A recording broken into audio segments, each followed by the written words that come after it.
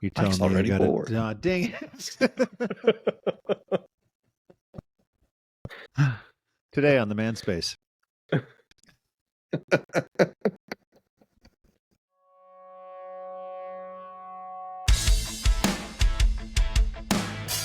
Welcome to the Manspace podcast. We're your hosts, Doctors Matt Brown and Rob Porter, and clinical therapist Mike Porter. I'm keeping it. Welcome, Spacemen. Because I was going to that do was like... that was a nice mic grab there. Have you seen reels where they have like our mics, but they're like disconnected and they're all like, what? I don't understand that. I've seen ones too where it's like punk bands and the lead singer's got this thing with, and he's holding it. I'm like, what is happening? Mike, he's using one of these mics, huh? Yes, this exact mic, but he's holding it by the base here of this thing, and it looks hilarious. I'm like, I wouldn't think like that these would be the best ones for. It's not for singing. Not for singing. Because it doesn't, like, when you get really loud, doesn't it like have like a buffer thing that? Yeah. Is that so mine's always buffering then? What? Mine's always buffering then. So it's like I can tell when I talk to clients, because I'll, as I'm making a joke or whatever, and I'll hear myself get quieter, and I'm like, oh, that's weird. I don't like that. Well, it's funny too, because yours mic is so much better than ours. Kind of, but there's no controls. Yeah, that's dumb. Well, there are. There's just no controls on the phone. Yeah, there's no controls on the mic itself, which is super irritating. I will say I have long felt like a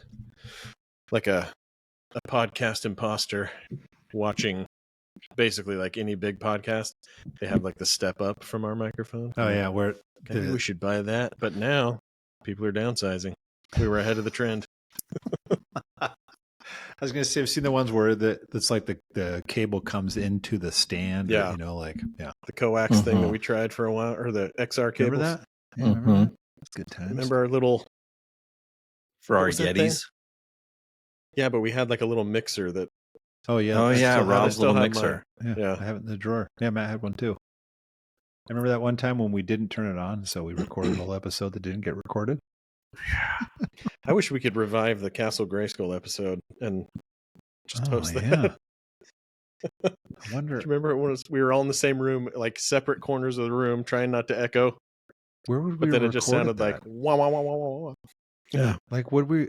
Yeah, we tried to duplicate it. We just trashed the episode. I think that's back when we used to do like 2 or 3 in one sitting. Yeah, we had some throwaways. We should try doing an all-nighter, see how many episodes we could do in a night and see how weird they get.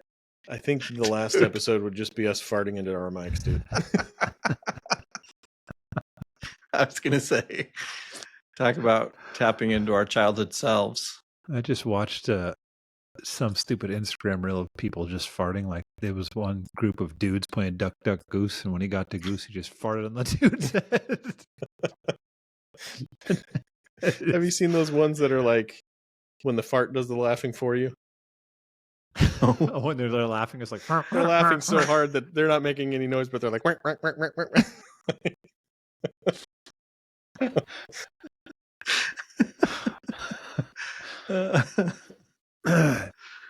are you drinking, Matt? Something that's not good. I just outed you. It's an Alani. I don't know what that is. You said that last time. An energy drink that's... I knew today was going to be a long one because like we didn't get to bed till late last night getting stuff ready for back to school, and then early morning, and so needed to juice up. It is a good segue into our topic. Yeah, no, seriously, it is a very good segue. Well, here's what's interesting, because today, Spacemen, we're talking about. I think we decided some of the feedback we got. Someone requested an episode about midlife crisis, which that's actually a funny phrase. There are lots of therapists and people who say there's no such thing as a midlife crisis. So you guys read those things. And it's kind of funny. I'm like, it's just semantics. People are just trying to describe their experience of like, hey, I'm in a weird spot, and And it doesn't mean you're going to go out and buy a sports car. But I do think it's interesting to think about, Matt, you decided we could call it instead midlife transitions, because we're all kind of in a space of transitioning into something else, while also frustratingly so not transitioning at all. Like before Mike so rudely interrupted my intro, I was going to say something about how, you mean I have to do this for another 25 years? Like, it is baffling to me to think I've been doing this for 20 years and I got 25 more to go. And I still think, we've talked about in previous episodes, I still wondered, I wish we could have some sort of system set up so it's like every 7 years you get a new job. Maybe we will someday, man. Maybe not in our lifetime, but yeah. Like, I did not realize at the time I was doing this, I wanted to live in one spot and stay there. So there was like stability. My kids would know one house. And now I'm like, what was I thinking, man? You got to move like every 4 years. It's too much. Like now looking back, you wish you had? Yeah. Yeah. I kind of now I'm like, I should have moved around. Yeah. Yeah. I think it does make the prospect of moving seem more daunting when you're in one spot for a long time. When you're talking about the sports car though, I had a professor talk about his midlife crisis one time, and he was like, he did go out and buy a bright red sports car. I can't remember what he got, but he's like, I felt awesome until I realized that I was sitting in the Taco Bell drive-thru, pressing my arm against the outside of my window to flex for the 20-year-old that was working inside. And he's like, yeah, I think I need to sell the car. Hold on, let me see if I can reach my wallet. In here somewhere.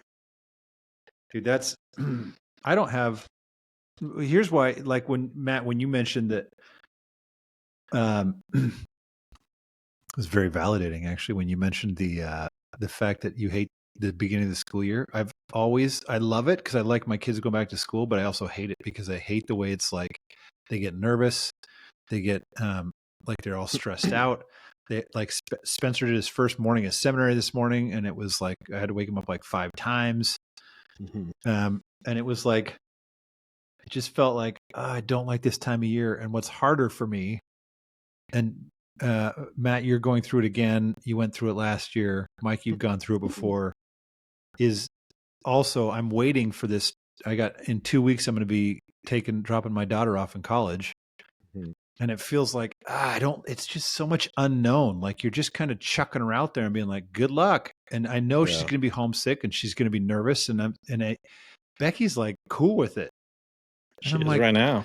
I'm like, dude, I have too much, like, I want to call it empathy, but it's also like proxy anxiety. It's like, crap. I just want everything freaking settled and none of it's settled. It drives me nuts. First kid's the hardest, I think. The first kid is the hardest. Baby, I know. I felt like my first was easier. I kept getting, like, I wasn't emotional or worried before we left. If I was worried about anything with her, it was like quit hanging out with your friends, quit dinking around, like get on track and get stuff going, right? And but like looking back on it, it's like I'm so glad she had that. But when you're in the moment, my stress was about, like, I guess getting things, maybe like you're saying, getting things established, but not necessarily because she was nervous about it. I felt like she was like taking it for granted almost. Like everybody else is just going to do it for me and I'm happy and whatever. But I got super emotional once we were there because I kept having these bursts of like, I'm so excited for you to have this experience. I was just like thinking of how cool, because she loves freedom. So it was like, I just, and autonomy and like going. And so I was just super overwhelmed emotionally for her to have that experience. And with my second, I'm like it's taken so long to get her to a place where she's even comfortable. I mean, I asked her like throughout the process, because she was totally dragging her feet with a lot of stuff, but really insistent on like applying to a lot of schools. So I'm like, do you even want this? Like, would you want a gap year? Like, what do you want to do? And so she was like, no, I really want to do this. I just, like, it was kind of like I would feel like a loser if I didn't. I'm like, well, do you really want to? And, she'd come around to it, but she's obviously had a ton of stuff to work through. So that's been part of it. But like, but it's only like within the last week that she's really kind of come back to herself and is putting on like her brave face again. Like, I can do this.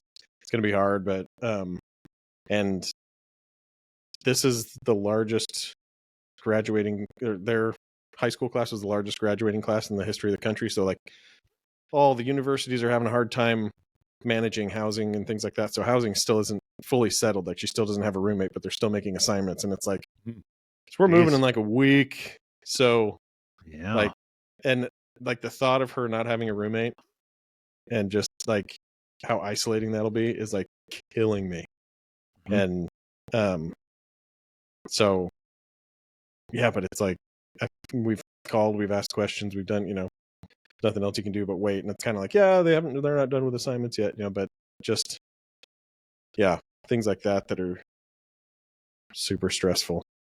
That's what I think. It's just all these unknowns. It's like, I would like to know this or this, like, because you couldn't get. I mean, this has happened before. It seems like this happened with Allie a little bit or something, where it's like you can get roommates, but also still be really isolated because the roommates suck, or so it's like, her roommates her freshman year, like her roommate, but that was someone she went up with. But the other 4, she thought they were pretty good, but the deeper they got into the year, like, she's like, one of them was, her boyfriend would constantly spend the night, which, most universities, probably not a huge deal. BYU, Idaho, a little more of a big deal. Yeah. And then like her kind of breaking point was towards the end of the semester, like one of her roommates was smoking pot in the dorm. And that was for her. And it was, she went through a phase where like she was missing class left and right because to avoid her roommates, she would stay up all night and then sleep all day because she just didn't want to have to risk interacting. Yeah. That's what I mean, man. That's unknown. It is. And that's like, which I get it. It's part of it, right. But I don't like it. Right. Well, and that's like with Allie, I thought I was fine. Yeah. Until like the closer it got to saying goodbye, because we didn't stay, like we went up, put her in her dorm and drove back to Salt Lake that night. And I mean, once it got time, like that's when all of there's 1,000 things I can't control. And I know that in the end, they'll all be positive things, like whether they're positive in the moment or whether she simply learns from them. Like, she'll be taken care of, I know, but like we got 10 minutes outside of Rexburg and just bawling. Had to pull over because couldn't drive. Don't have windshield wipers on your eyes. Right. Like, I'm just like constant. I'm like, oh crap, I need to pull over. I'm gonna kill us. Yeah, it is I hate, and that's like, as you were talking about, I thought, oh, that's funny. I always wrote it up to be in the first, right? Because I had a very different experience putting Cole in school. Mm-hmm.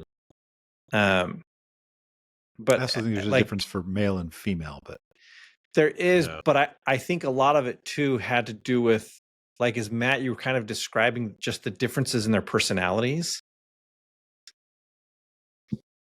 Cole had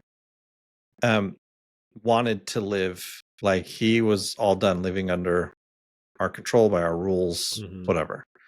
And so, like, that dude was happy to be off to school, and Allie had such a rough go, like, some of it with Cole and just like She had some weird friend situations. And so it was one of those, like, as I was thinking about it, I wanted it so much to be such a positive experience for her. And, you know, 4 of my best friends I met my freshman year, like they were my roommates. And so I thought, yeah, she's got a chance here to make some real lifelong friends. Yeah. And so I think that's part of what that anxiety was for me. Whereas Cole was going to a school that was 45 minutes from the house. He was still going to be able to see his friends kind of whenever he wanted. Yeah. And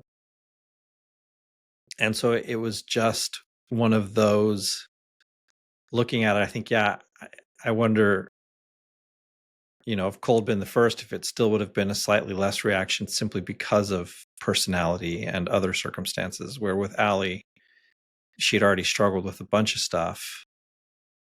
And, kind of the expectations I was holding for her there. I don't know.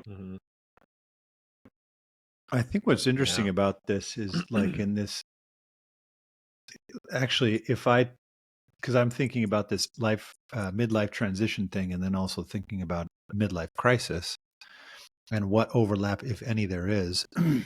It's funny because with this, like these transitions we're talking about, to me, what's interesting is it does feel like the beginning of what will be I guess a 4-year, 5-year plus process of like going from having 3 kids at home all the time to eventually nobody, which I've been looking forward to since the day they were born. And now I'm like, oh wait, maybe I don't want this to happen. Even though what you're describing, Matt, I want the exact same thing. I want them out. I want them out to go experience the freedom of life, and like you pick where you want to go. It's freaking amazing. But it does feel like losing to me, and I need to work to reframe it to like the gaining of the next phase of something. And this is where I think the tie over is because with midlife crisis, I've reached a point like with my practice where I've built, and what I do, I've built it up to a point where now it feels like it's been so stable for so long that everything feels like any changes I make will feel like loss. It will feel like I'm losing what I've built. Like I'm going to lose the stability of this many, if I decide I want to spend more time doing other things like presenting or writing or that sort of thing, and seeing fewer clients, then I'm going to lose what I lose financial stability, what I lose reputational stability, where everyone knows what I do, and I will make time for your people. And so if I'm saying no, would they stop referring? And so my brain slips into, I don't want to lose that. So then I hold on to it, and then I get stuck. And then I think I have to just keep doing this for 25 years, and it's going to burn me out like crazy. And I can't possibly keep doing this. Now I recognize though to a degree, at least, that's a me thing more than it is other people. I don't think other people have the same, I can't lose what I've built. That does happen sometimes, but so I think for some people it's like, no, I mean, I could do this forever. I'm just so bored doing it. Like, but either way, whether it's mine or I'm just bored doing this, it's a little bit like with my kids. Like, I don't want to keep you in my house forever. Like, you have too much cool crap will happen to you in life by going out and living it. But it's also like, well, that means I have to like lean into what's painful and uncomfortable. And I think sometimes what's weird about midlife crisis and transitions like this is you get so used to building towards a goal. We do that our whole lives. There's always some marker. You're building towards this goal. And then you hit like this part of your life, and it's like, well, I just keep doing the same thing over and over. And so the building part is kind of gone, and now it's just holding on. And then everything becomes losing after that. That's, again, I think that's still my mindset. But it makes it hard for me to decide, because in short, too late. The way out of that midlife crisis is to say, well, okay, what am I going to create? Like, what are my possibilities in front of me that I could go and do? But I know that to do that, it's going to require something painful, like letting my kid go to school. So I don't, and this is where we talked about before too in previous episodes, just like 2 or 3 ago, where I was like, how do I do more creative things? So it doesn't just feel like everything is losing. Maybe I'm just maybe Matt's got in my head and I'm just too much in that headspace now where it's like, oh, other people feel this too? I don't want to lose my kid. Lose. Yeah. I, when you were talking about it, I really resonate with the idea that we like just generally suck at endings in life. And we resist them and try and keep them from happening. And I've been thinking a lot about how there are so many ideas and experiences that we've all had enough exposure to know that it's like that's the right way to go, and I feel really good when I'm moving in that direction. But our consistency with having those experiences and leaning into them and living them out like consistently is probably really low. So Yeah. I wonder if sometimes we're in kind of like a forgetful state where, at the beginning of this phase of life, we had no freaking clue either. And for some reason that energized us. Yeah. Like you're saying, we all like worked towards something and I guess we kind of knew a little bit more what it would look like because there's so many institutional like structures and supports around you at that stage of life that are just saying like everybody's going this way. And so, you've got to forge your own path, but also there's like K through 12, there's college, there's like kind of predictable stages of family life and like early relationship life and things like that. But then in some ways, this is kind of like the great abyss where it's like, in some ways we're entering the same stage that we were back then, but we're having to tap into a part of ourselves that we haven't had to use yet, which is maybe a lot more like generating the path on our own, but also letting go of things that were valuable for the time that they were valuable, that created a lot of meaning and connection. But I do feel like one of the maybe bigger crises that I'm already feeling, or transitions, I guess, is like the massive loss of community. Because there's like this weird gap where it's like, okay, so when we have kids at home, we're involved with all these other parents that have kids at home and like all their activities and all their stuff. And then once they start leaving, oftentimes they're, out of the house or far from home. And so we're kind of like, we have one foot in that world that they haven't quite established yet. And our, world that we built is fading.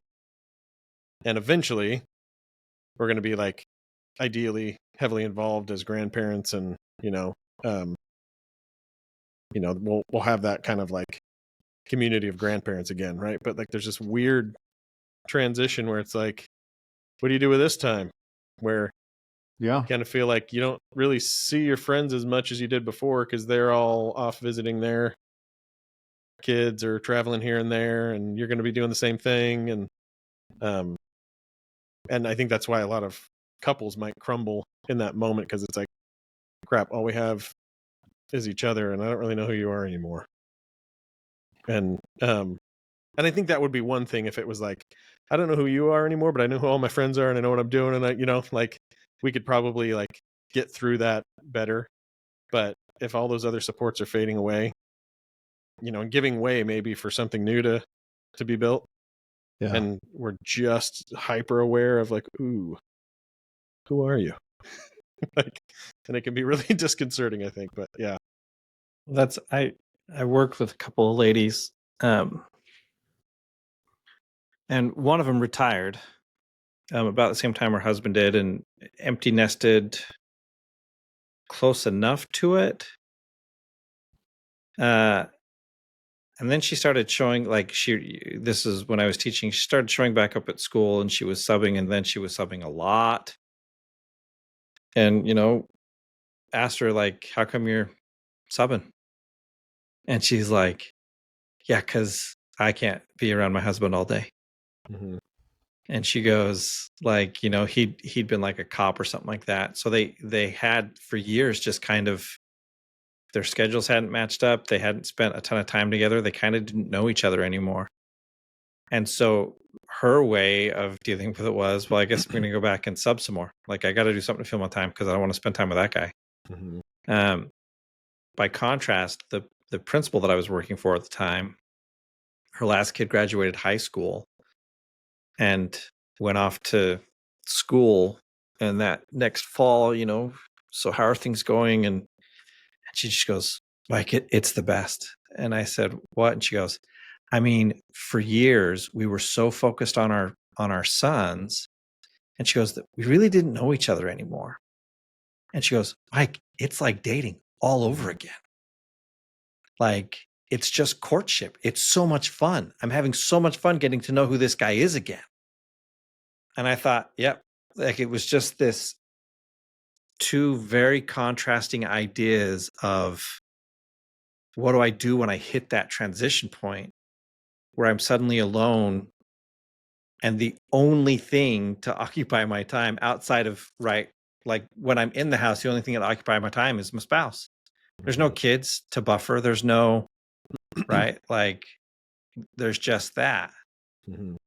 And I loved that her approach was, sweet, I can't wait to find out who this guy is.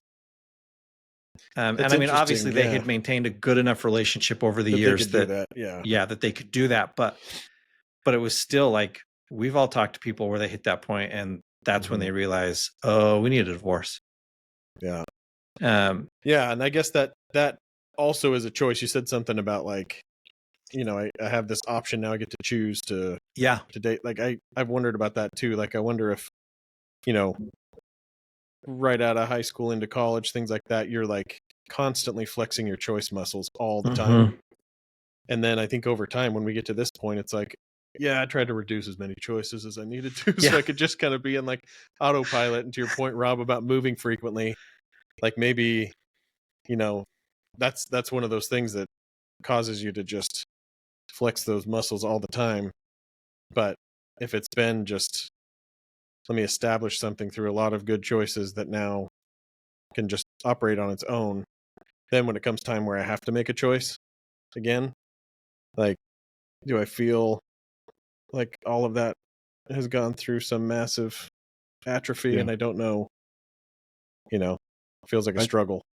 Yeah. And I think that's what, when people talk about a quote unquote midlife crisis, that's really what they're talking about, is that somebody feels like, because it's, I don't know that some of the choices that I made have been, some of them were, I chose to do this because it will lead to autopilot. It will be the best outcomes for my wife and kids, but it's because of my wife and kids that I've done these things. Yeah. And so some of them are choices I had to make.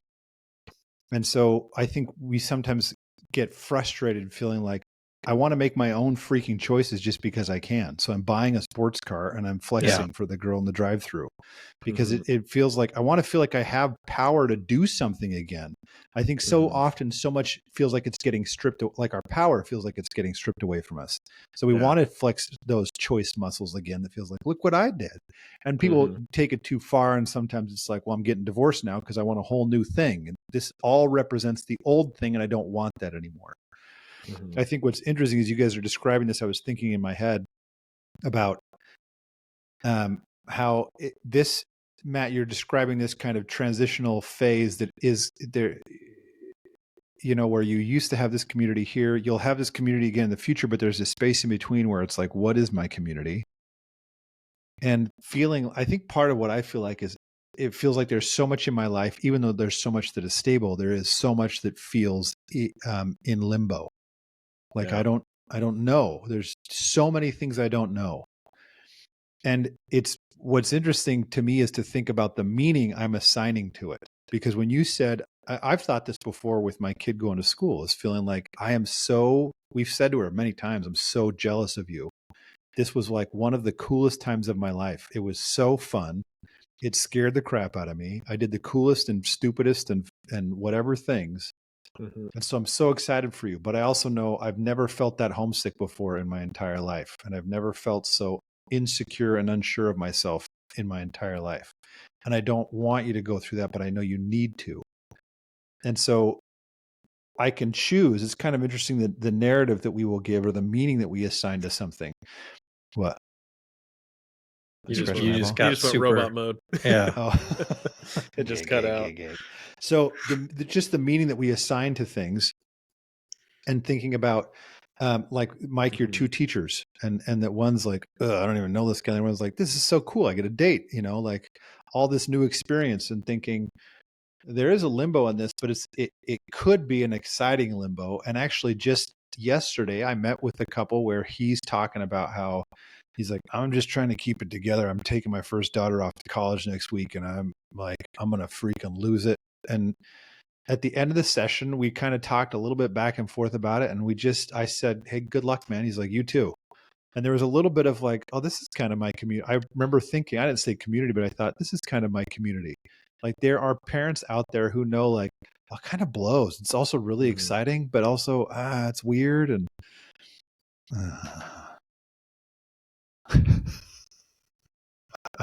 I trailed off because maybe I trailed off. As you're talking about the meaning, you roboticized for a little bit, but it caught up. But the meaning of it, like as you were talking about that, I'm like, oh yeah, like we are experiencing in so many ways the exact same thing our kids are going through. Like, yeah, they're trying to establish their community, their path. We're trying to do it at the same time. And what we're used to is like, guiding them through all these things and having a connection with them as kind of like, I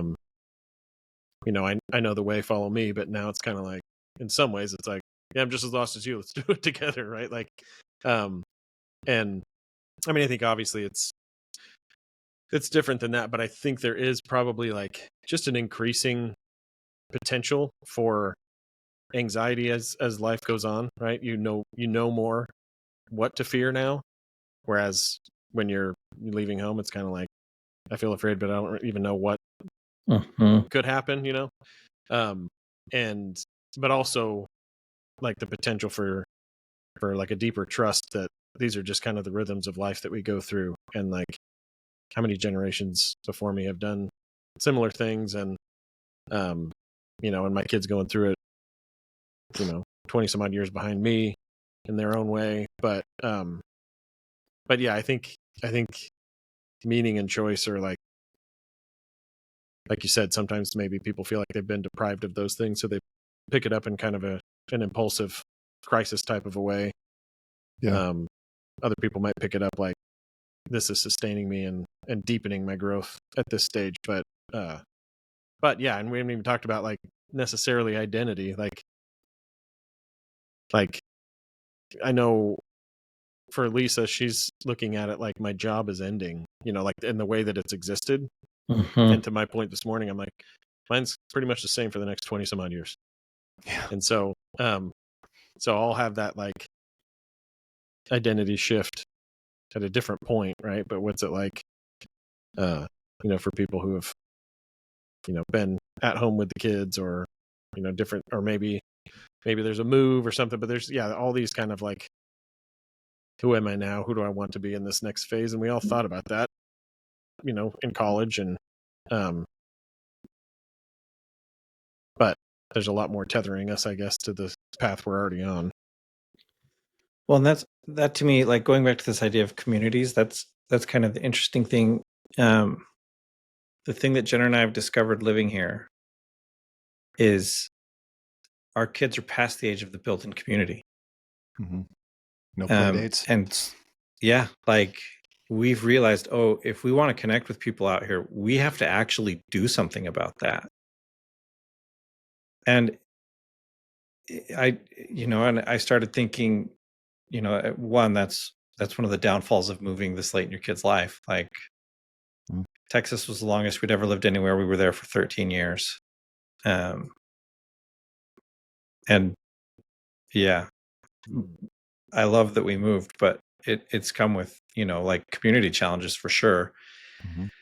And looking ahead at grandparenting, like it just kind of occurred to me, the communities will get smaller. unless you're intentional about it. Mhm. Like when my kid's in elementary school, you have kind of an entire class that you're by default kind of a community with, right? Because you're in it with all these parents and you show up at parties and awards assemblies and you get to know the parents and they show up year after year. And then you hit middle school and high school. And again, you have to be very intentional about it because it's just not structured in the same way. And so you kind of have to maintain the communities you've built and expand them if you want to.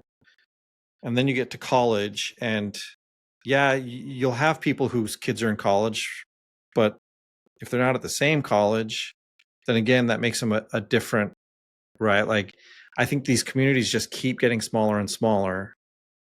And with grandparenting, I think, yeah, that one feels like the most risky to me because most of the, like, we've got a sister who they're like, we're going to live wherever our grandkid lives. And so there's not necessarily a ton of thought about community outside of, no, the community for us is our grandkid. And so again, I think, yeah, it's a very, like, I think there's a trend towards getting these communities smaller and smaller. If you want a larger community, you're going to have to actively go get it. And like we said, like, I think that's part of, at least for me, as we've kind of been transitioning more, right? Because we've just got Jane left in high school. She's about to start her junior year. It's the realization of some of where my crisis has come from is that loss of social and that loss of built-in easy community. And so as we've been talking, just realizing that it's just going to get smaller as I get older, unless I actively do something about it. I think that's what I think is in my head, thinking through midlife transition or a midlife crisis, is thinking how important it is to be deliberate about. I think of about what you're trying to go towards. I think of necessity as we have little kids, your focus goes to a place where you're not being so deliberate about where your future is going. You're being deliberate about where your kid's future is going. Yeah. And I think that's okay and necessary, at least for a period of time. But as you start to reach a point where, like high school, and you can see, hey, this is coming, I need to start getting very specific about what I want my life after this to look like socially and professionally, to think, well, what else, what am I going to do if I have a little more room for risk? What would I risk? How could I push myself so that it feels like an exciting thing rather than I'm losing something or there is already nothing here? Like, just to make little things like the atomic habits that, to borrow the book title, those little habits that you can make that will push you down that road of, like, that's where I'm going. I think that's well, and I do think there's something to be said for, like, one of the things you've struggled with, Rob, right, is like you want this for Whitney. Mm-hmm. You want this experience for her. It's a good thing. Right. But there's a lot of unknown and it's a little bit hard. Plus, you enjoyed the dynamic of your 3 kids at home. Right. And that dynamic is shifting. And that's, as my kids have gotten older, like, it's similar. I've found that. But then when I pause and look at it from, like, a developmental standpoint, I think, no, I shouldn't be their best friend. Like, I hope I, maintain friendships with my kids until I'm dead. Yeah. But they're not going to be able to relate to me like they're going to be able to relate to someone else. Yeah. Their age, already, their generation. How I raised my kids, they're raising, my kids will be raising their kids in a very different societal structure and climate that I won't be able to relate to.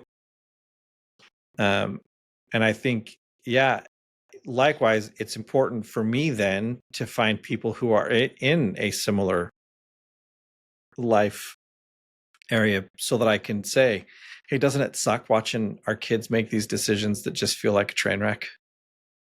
And knowing that as much as I want to step in, I probably shouldn't. Cannot. Yeah. Because it is like, how can I say that to my kid?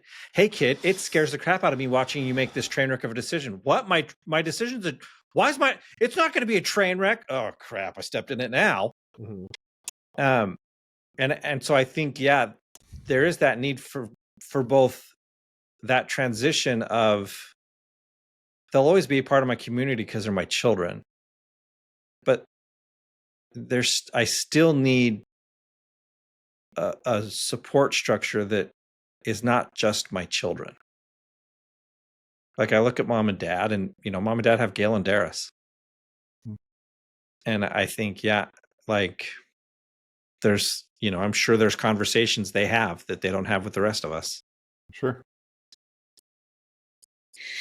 Yeah, I think you're right. Maybe that is where the first kid leaving that is one aspect that is, I think, much harder, because it's like, in some ways, kind of like the first death of the family dynamic. Yeah. And it does shift in some like pretty big ways. And then, you're just kind of, I guess, more what to expect when the second one's leaving. But when it's, and this will be you in a couple of years, when it's just like, back to the single child, and Mike, you're there. It's like, my daughter has said so many times, like, great, I'm just going to be the third wheel. And like, and I think too, like, as I've seen, like, my sister is at this stage with just one at home, who's pretty, at least from what I can tell, like pretty social, like, out with his friends a bunch.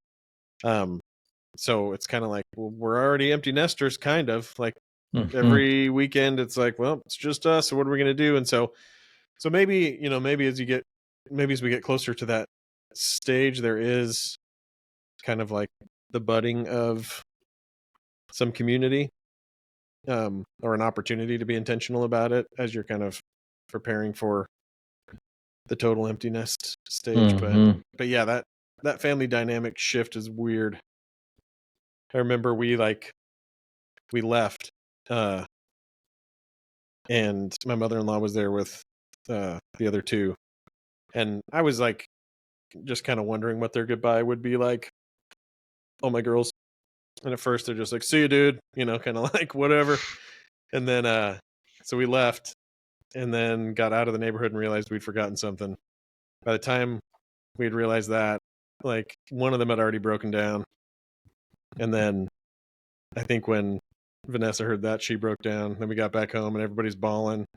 And it's like, okay, good. Like, this is the goodbye I think we needed, right? I'm glad you forgot something. Like, this feels more appropriate. Yeah. And then, but then, yeah, then it's kind of like, it's been cool to have little, adventures, like reuniting, but also recognizing that, like, they've all said, like when Vanessa's been back home, they're like, I thought she was different, but she still steals our crap all the time and just thinks everything is hers. And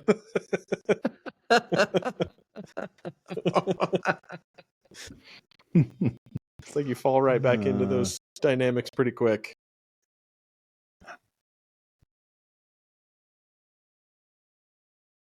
Well, that was an awkward transition. Just like midlife. No, I was going to say, I think all that's true. It's just kind of funny. I'm sitting here thinking there are some things I want to make sure I do, like about being deliberate, even thinking about hanging out with more people, like varying up my life, not just my professional life or my family life, but my life in general. But at the same time, there's still like, I'm looking down the barrel of like a whole bunch of weird and good goodbyes. Yeah. No, but it is weird when you were talking about the like when you go to work right now, part of you, even if you're not thinking it, is thinking, I'm going because I'm like supporting a family. I do. I think it all the time. But like, at what point, I've thought about that. Like, what is driving to work going to be like when it's like, I don't have to do this. They're all on their own. I mean, like, what part of the meaning that we take from our work is going to transition to something different when they're all providing for themselves? And I don't think, I think right now, right, when you're thinking, I got to meet all these demands and all these expenses and things like that, you're probably thinking like, well, man, when I get to that point, I'm just gonna be taking like weeks off at a time, and I'm gonna be going to the drink station, drink store all the time. Like, just think like freedom, right? But like, I kind of wonder if it'll be like, yeah, this feels a little weird. Like, I don't know. And there might be some dudes in the generation above us listening, just laughing at us, thinking like, it's nothing like you guys are thinking, but Probably. yeah. But even then, I think it will feel weird if I think this feels weird because it's not what I knew. It can, otherwise it could be like, hey, this is kind of cool. What is this going to be? Like even burnout for me feels like, okay, what's this phase of burnout look like? Because I'm learning so much, so constantly about burnout. Like, oh, okay. Mhm. So this is what this. So I think as long as that meaning, if I can keep a meaning that's like, okay, well, what is this now? Rather than saying, well, this is different, so it's bad. I think I have to keep that in mind. But now we have to shut up because I have to go. I have a client. I don't know about you guys. Yeah, I've got a client too. Me too. So, and I also wanted to go follow back up because Spacemen, you can still, it's too late. They probably already checked off the episode, but you can still go and give us feedback. We still want more of your topics. This was somebody's topic-ish, and we have more that we want to get to. So please give us more feedback and topics. And then come back next time and catch us on the Manspace. It's so hard to say goodbye to yesterday. How many people are left anyway? They all shut it off.